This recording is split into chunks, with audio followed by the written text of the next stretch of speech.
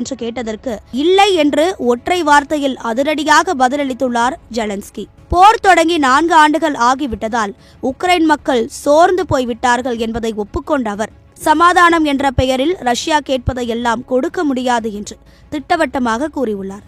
அவர்கள் கேட்பதை கொடுத்தால் நாங்கள் எங்கள் நாட்டையே இழக்க நேரிடும் என்பது ஜெலன்ஸ்கியின் வாதம். 2022 போர் தொடங்கிய போது உக்ரைன் தலைநகர் கீவ் சில நாட்களிலேயே விழுந்துவிடும், உக்ரைன் காணாமல் போய்விடும் என்று அமெரிக்க பாதுகாப்பு அதிகாரிகள் கணித்தார்கள். ஆனால் 4 ஆண்டுகள் ஓடிவிட்டன. ரஷ்யாவால் உக்ரைனின் 10% நிலப்பரப்பை மட்டுமே கட்டுப்பாட்டில் வைத்திருக்க முடிகிறது. கீவ் நகரை விட்டு ரஷ்ய படைகள் 300 கிலோமீட்டர் தூரத்திற்கு விரட்டி அடிக்கப்பட்டுள்ளன. இருப்பினும் போர் நின்றபாடில்லை.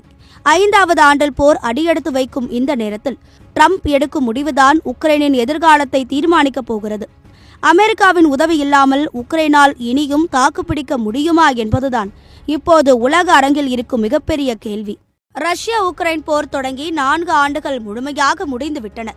ரத்தமும் கண்ணீரும் கலந்த இந்த போர் இப்போ 5வது ஆண்டில் அடியெடுத்து வைக்கிறது.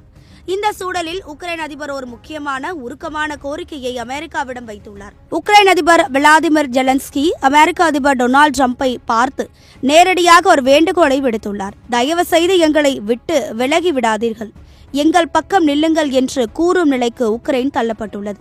CNN ஊடகத்திற்கு பேட்டியளித்த ஜெலன்ஸ்கி, அமெரிக்கா போன்ற ஒரு வல்லரசு நாடு ஜனநாயகத்திற்காக போராடும் எங்களை நடுக்கடலில் கைவிடக்கூடாது. நாங்கள் எதிர்த்து போராடுவது ஒரு நாட்டுடன் அல்ல, விளாடிமிர் புதின் போன்ற ஒரு தனி மனிதருடன். புதின் என்றால் போர், போர் என்றால் புதின். ரஷ்யா முழுவதையும் அவர் ஒரு சிறைசாலையாக மாற்றி வைத்துள்ளார் என்று மிக கடுமையாக விமர்சித்துள்ளார். இங்குதான் ஒரு முக்கியமான அரசியல் திருப்பம் உள்ளது. டொனால்டு ட்ரம்ப் ரஷ்யா மீது போதுமான அழுத்தத்தை கொடுக்கிறாரா